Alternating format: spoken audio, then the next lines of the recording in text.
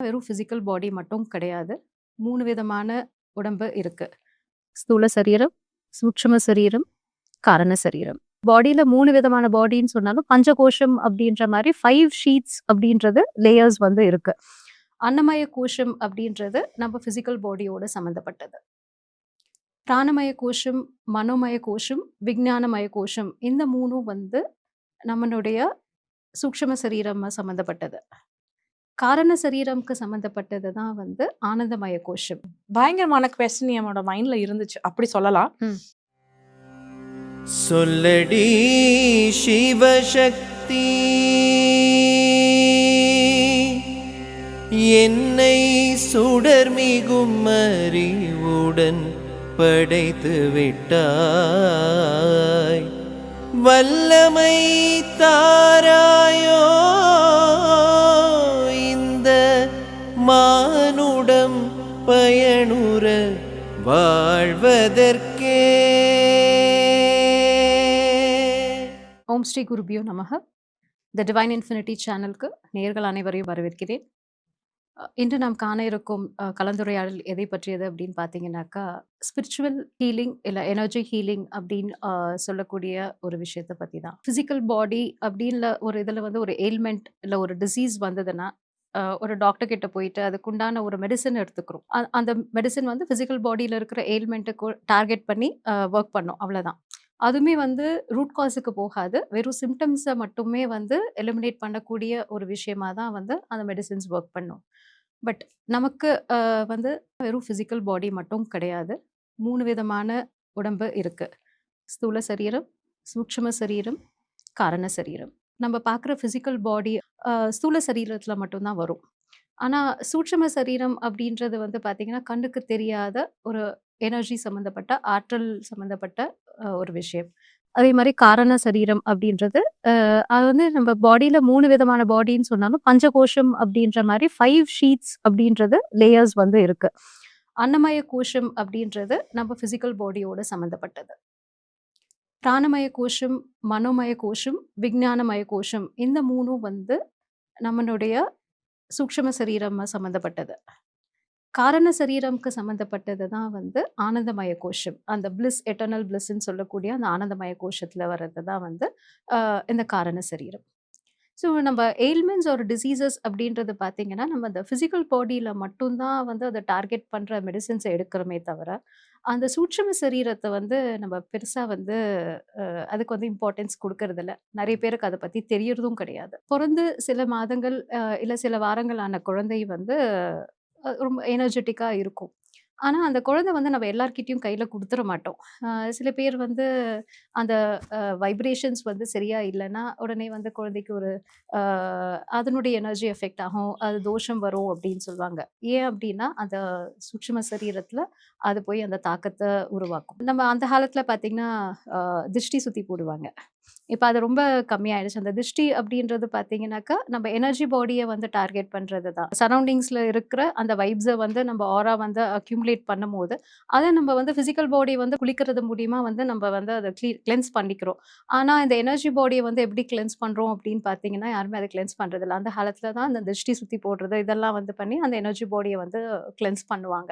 அதே மாதிரி spiritual centres அப்படின்றது போறது, அந்த கோயில் அப்படின்றது போறதோ, இல்ல கடல்ல, ஆத்துல குளிக்கிறது, அருவியில குளிக்கிறது, உப்புல தண்ணீர குளிக்கிறது, இதெல்லாம் வந்து அந்த எனர்ஜி பாடிய வந்து கிளென்ஸ் பண்றது அப்படின்றது தான்.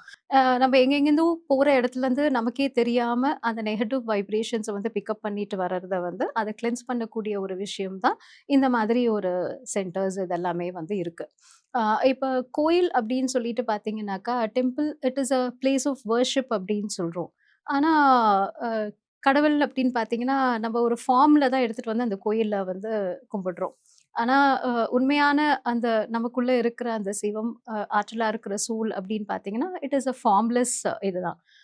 God created us, we cannot create God. அப்போ கோயிலில் பார்க்குற நீங்கள் உருவம் வந்து ஒரு சிற்பியோ ஒரு ஸ்கல்ப்டரோ வந்து அதை செதுக்கி அதுக்கு வந்து பிராண பிரதிஷ்டை பண்ணி அதுக்கு ஒரு எனர்ஜி நம்ம கொடுக்குறோம்.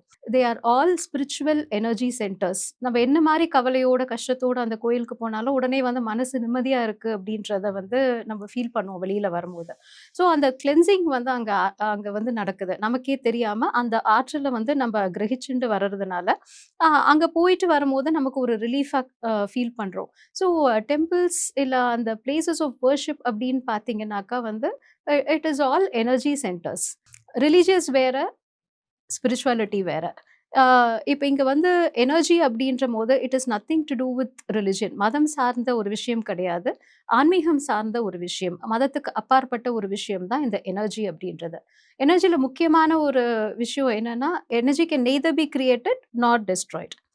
அப்போ எனர்ஜி வந்து நீங்கள் கிரியேட்டும் பண்ண முடியாது, டெஸ்ட்ராயும் பண்ண முடியாது. அப்படின்னா அப்போ என்ன பண்ண முடியும்னா, it just changes from one form to another form. அப்போ நம்ம அந்த பாடியில் இருக்கிற அந்த சூட்சும சரீரத்தை வந்து எந்த மாதிரி இதுலனும் வந்து நம்ம ப்ரொடெக்ட் பண்ணிக்கிறதுக்கு உண்டான ஒரு ஹீலிங் தான் வந்து ஸ்பிரிச்சுவல் ஹீலிங் ஆர் எனர்ஜி ஹீலிங்னு சொல்லுவோம். இதை பற்றி வந்து நம்ம அதர்வன வேதத்தில் இதில் எல்லாமே வந்து டீட்டெயிலாக வந்து இருக்கு. இல்லை அந்த காலத்தில் ஜீசஸோ இல்லை எல்லாருமே வந்து ஹீலிங் அப்படின்றது பண்ணுறது வந்து அந்த எனர்ஜி பாடியை வந்து ஹீல் பண்ணுறதுனால ஃபிசிக்கல் பாடியில் நமக்கு வந்து அந்த ஹீலிங் வந்து ஆட்டோமேட்டிக்காக நடக்கும். இது காலப்போக்கில் இது வந்து கொஞ்சம் கொஞ்சமாக கரைஞ்சு போயாச்சு. அப்போ நம்மளுடைய பாரம்பரியம் நமக்கு தெரியாத போகும்போது வெளி நாடுகள்லேருந்து வந்து இந்த எனர்ஜி ஹீலிங்கை பற்றி ரிசர்ச் பண்ணி இது வந்து ரேக்கி அப்புறம் வேறு வேறு பேரில் வந்து நிறைய எனர்ஜி ஹீலிங் மெத்தட்ஸ் அப்படி வந்தது. பட் இது எல்லாமே டார்கெட் பண்ணுறது நம்ம எனர்ஜி பாடியை பற்றி தான். ஸோ இது எப்படி வந்து நம்ம பாடியில் ஒர்க் ஆகுது, எப்படி வந்து டிசீசஸை இது மூலியமாக வந்து ப்ரிவென்ட் பண்ண முடியும், எப்படி உடல் மனம் ஆன்மா ஆற்றலை வந்து அதிகரிக்க முடியும் அப்படின்ற ஒரு நேர்காணல் தான் இன்னைக்கு நம்ம காண இருப்பது. ஸோ இதுக்கு நம்முடைய வந்து கோயம்புத்தூரில் எனர்ஜி ஹப் அப்படின்ற ஹீலிங் சென்டர் ஃபவுண்டர் திருமதி ஆஷா தேவி வந்து இணைஞ்சிருக்காங்க. அவங்களோட இன்றைய கலந்துரையாடலை நம்ம தொடங்குவோம். வணக்கம் மேம். வணக்கம் மேம். ஸோ சொல்லுங்கள் மேம், உங்களை பற்றி நீங்கள் எப்படி இந்த எனர்ஜி ஹீலிங்குள்ளே வந்தீங்க, எது வந்து உங்களை இதுக்குள்ளே ஈர்த்தது? சின்ன வயசுலேருந்து எனக்கு இந்த ஸ்பிரிச்சுவாலிட்டி லைன்லேயும் இன்ட்ரெஸ்ட் உண்டு. Okay. ஆட்டோமேட்டிக்காக வந்து மேண்டேட்ரியாக எனக்கு சில விஷயங்கள் வீட்டுக்கு வந்தால் விளக்கேற்றணும், சாமி கும்பிடணுங்கிறது எங்கள் அப்பா வந்து சொன்ன ஒரு விஷயம். ஸோ அது இன்பில்ட். ஸ்கூல் எல்லாம் காலேஜ் எல்லாம் படிச்சாச்சுங்க. Okay. படிச்சதுக்கு அப்புறம் பார்த்தீங்கன்னா எனக்கு இமீடியட்டா எனக்கு வந்து அப்பா அலைன்ஸ் பார்த்தாங்க, கல்யாணம் பண்ணணும், குழந்தை, அந்த மாதிரி ஒரு வாழ்க்கை இப்படியே போயிட்டு இருந்துச்சு. ரேக்கின்றத வந்து ஒரு லேட் 20s ஒரு 24-25 இயர்ஸில் நான் அது கேள்விப்பட்டேன். அது கேள்விப்பட்டதும் அது யாருக்கிட்ட இருந்தது பார்த்தீங்கன்னா, அது என்னோட மதர் இன் லா தான். ஒரு ட்ரிப் போனோம் ஃபேமிலியாக. அப்போ Okay. வந்து என்னோட மதர் இன் லா குழந்தை வந்து வயிறு வலிக்காக அழுதா. ஓகே. அப்போ வந்து மருந்து கொடுக்குற எனக்கு தெரிஞ்சதெல்லாம் அலோபதியில் அந்த குட்டி பாப்பாங்கெல்லாம் அழுதா ட்ராப்ஸ் கொடுப்போம் இல்லையா, 10 மாதம் குழந்தைக்கு. ஓகே. அப்போ கொடுக்கும்போது அழுகையும் நிக்கல. Okay. எனக்கு என்ன பண்றதுன்னு தெரியல. தெரியல. அந்த அந்த கேப்ல சிங்கப்பூர்ல எல்லாம் அவங்க ரொம்ப சைலண்டா இருக்கணும்னு சொல்லுவாங்க. ஓகே. ஓகே. அப்போ வந்து எனக்கும் என்ன பண்றதுன்னு தெரியல. தெரியல. எல்லாமே பண்ணிட்டேன். Okay. எனக்கு தெரிஞ்சது எல்லாமே எல்லாமே பண்ணிட்டேன். பண்ணியாச்சு. Okay. ஆயில் இதெல்லாம். அப்போ எங்க மாமியார் வந்துட்டு குழந்தைய வாங்கி இங்க கூட நான் ஒரு ஹீலிங் மாதிரி பண்றேன். அப்ப எனக்கு அது என்னன்னு கூட தெரியாது. தெரியாது. 0% நாலேஜ். அவங்க என்னென்னமோ இப்படி ஆரா கிளென்சிங் மாதிரி எல்லாம் பண்ணாங்க. டக்குன்னு என்னோட குழந்தை தூங்கிட்டா. அப்படி Okay. எனக்கு ரொம்ப இன்ட்ரெஸ்ட் ஆயிடுச்சு. எனக்கு இந்த மாதிரி விஷயங்கள் ரொம்ப இன்ட்ரெஸ்ட். என்னவா இருக்கும் அப்படின்னு. சரி நம்ம கற்றுக்கலாம், நம்ம குடும்பத்துக்கு நம்ம கற்றுக்கிட்டு நம்ம இது பண்ணலாம். Okay. இது ஹார்ம்ஃபுல்லான்னு கேட்டேன். இல்லை, இது வந்து கிடையாது. இன்டேக் ஆஃப் இது எதுவுமே கிடையாது, ஜஸ்ட் எனர்ஜி தான் அப்படி சொன்னாங்க. ஓகே, எனக்கு இன்னும் இன்ட்ரெஸ்ட் ஆயிடுச்சு. அவங்க எங்கே படிச்சிருக்காங்கன்னு எனக்கு ஃபஸ்ட்டு தெரியாது. நான் தேடும்போது எனக்கு வந்து இந்த மீனாட்சி அம்மா வந்து ஜஸ்ட் யூடியூப்ல ரேண்டமாக வந்தாங்க. ஸோ எனக்கு இன்னும் எனக்கு அவங்க பேசின அந்த அந்த ஒரு வைப் எனக்கு ரொம்ப அட்ராக்டிவாக இருந்துச்சு. So I approach them and went and learned basic level முடிச்சு. பெங்களூர்லயா? இங்கே கோயம்புத்தூர்ல பண்ணீங்க. ஓகே. இங்கே வந்திருந்தாங்க. ஓகே. ஓகே. அப்போ போகிறப்போ எங்கள் மதர்-இன்-லா கிட்ட சொன்னப்போ அவங்க சொன்னாங்க, அவங்க கிட்ட நீ போறியா, நானும் அவங்க கிட்ட தான் கற்றுக்கிட்டேன் அப்படின்னு சொன்னாங்க. எனக்கு இன்னும் ஹாப்பி. ஓ Okay. வாவ், பரவாயில்லையே அப்படின்னு சொல்லிட்டு. அப்புறம் அவங்க தான் கூட வந்திருந்தாங்களே. அப்போ பேசிக் லெவல்னு சொல்லுவாங்க, அதெல்லாம் கற்றுக்கிட்டு அடுத்து அட்வான்ஸ் லெவலும் கற்றுக்கிட்டு புரிஞ்சிருந்துச்சு.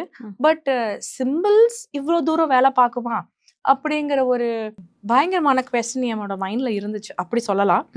அப்போ அவங்க எல்லாம் முறையா சொல்லிக் கொடுத்தாங்க. தீட்சைன்னு ஒண்ணு இருக்கு. அதெல்லாம் வழங்குனாங்க. ஒவ்வொரு சக்ராவோட குணநலங்கள் என்ன? அது எப்படி ரியாக்ட் பண்ணும்? எப்படி நம்ம எனர்ஜி பாடி ஃப்ளோ ஆகுது? பேசிக்கா எல்லாம் சொல்லிக் குடுத்தாங்க. எனக்கு அது மேட்ச் ஆச்சு. அதாவது நம்ம சின்ன வயசுல நம்ம வாழ்ந்ததுக்கும், இதுக்கும் ஏதோ ஒரு லிங்க் இருக்கு.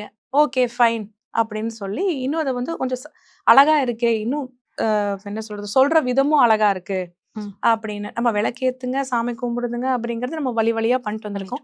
இது வந்து ஒரு டெக்னிக்கா அவங்க ஒரு சிம்பிள் மூலியமா சொல்லும்போது, இன்னும் கொஞ்சம் இன்ட்ரெஸ்டிங்கா இருந்துச்சு எனக்கு. சரி ஓகே. படிச்சாச்சு. வீட்டுக்கு வந்ததுக்கு அப்புறம் பார்த்தீங்கன்னா, எனக்கு ஒரே டவுட் என்னன்னா, சிம்பிள் எப்படி வேலை பார்க்கும்? சிம்பிள் போட்டா அது நடக்குமா? இப்படி போட்டா நடக்கும். அப்படி போட்டா எனக்கு எனக்கு ஓகே ஃபைன் போடுவோம். இந்த மாதிரி ட்ரையல் செஷன்ஸ் நெறைய பண்ணேங்க. பண்ண அது நடக்க ஒன் பாயிண்ட் ஆஃப் டைம்ல ஓகே ஆஷா இனி நம்ம ட்ரையல் எடுக்கக்கூடாது. நம்ம இதை வந்து ஏன்னா நான் கொஞ்சம் ஸ்டட்டுன்னு நம்பிட மாட்டேன். அதனால ட்ரையல் ஓகே ஓகே அதனால எடுத்து அது ஒன் பாயிண்ட் ஆஃப் டைமுக்கு அப்புறம் நல்லா நடக்க ஆரம்பிச்சதுக்கு அப்புறம் சைலண்ட் ஆயிட்டேன். ஓகே இது வந்து ஏதோ சம்திங் நடக்குது. அதனால இது நம்ம வாழ்க்கையில நம்ம யூஸ் பண்ணிக்குவோம் அப்படின்னு. அப்படி படிப்படியா மாஸ்டர்ஸ் முடிச்சு அப்புறம் அடுத்த லெவல் ஆஃப் மாஸ்டர்ஸ் முடிச்சு இப்போ வந்து கிராண்ட் மாஸ்டரும் முடிச்சுட்டேன். பட் அதை தாண்டி நிறைய விஷயங்களும் நான் வாழ்க்கையில கத்துக்கிட்டேன். நாட் ஓன்லி திஸ், நான் வந்து எல்லாத்தையும் ஒரு எனர்ஜி லெவலா தான் பார்ப்பேங்க.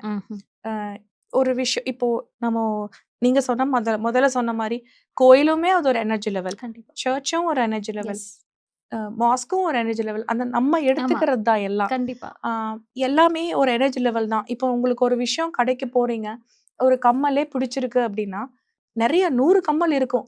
ஆனா ஒண்ணு பிடிச்சிருக்கும், அது வாங்குறோம். ஏன்னா அந்த விஷயம் உங்களுக்கு அது பிடிச்சது. வெளிப்படையா ஓப்பனா சொன்னோம்னா அது பிடிச்சிருக்குன்னு சொல்றோம். ஆக்சுவலி உள்ள போய் யோசிச்சீங்கன்னா அந்த எனர்ஜியும் உங்களுக்கு அது செட் ஆனனாலதான் வாங்குவீங்க. இதை நான் நம்புறேன் எப்பவுமே.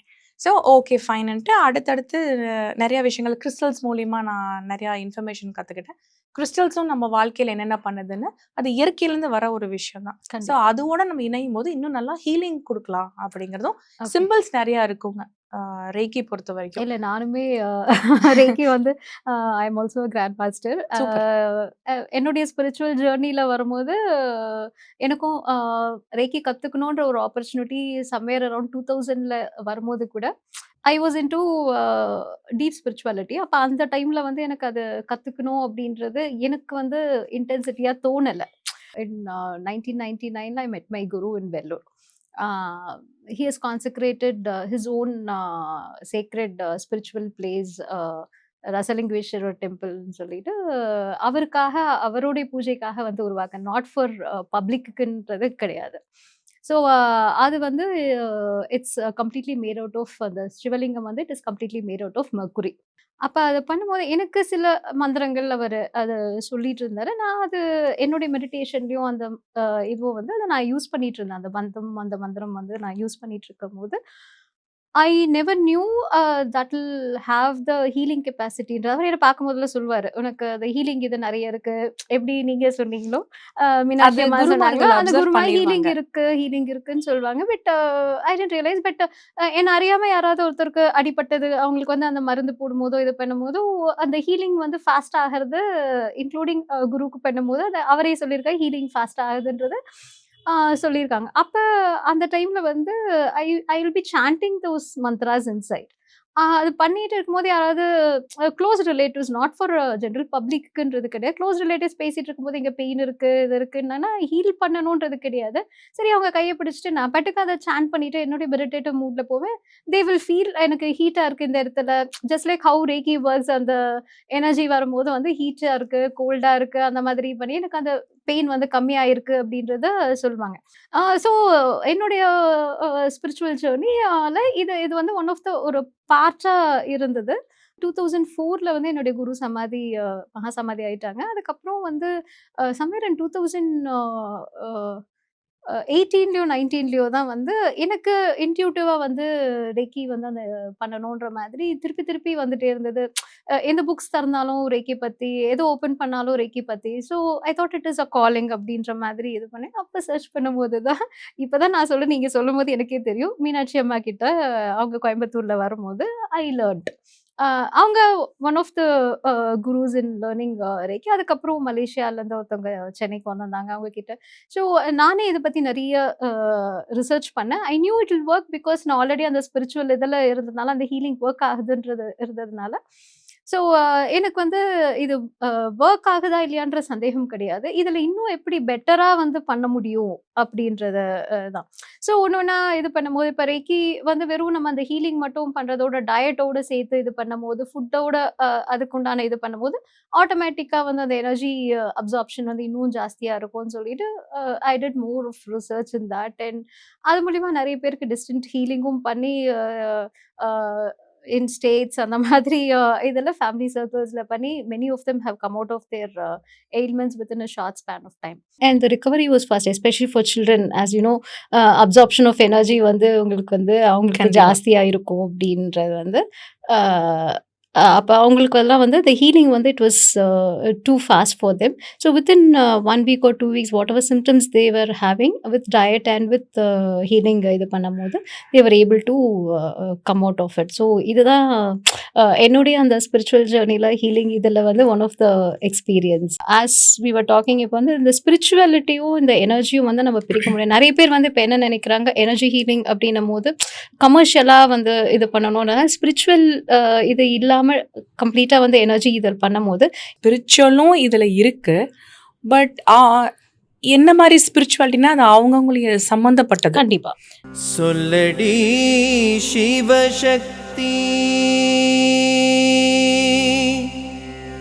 என்னை சுடர்மிகும் அறிவுடன் படைத்து விட்டாய்,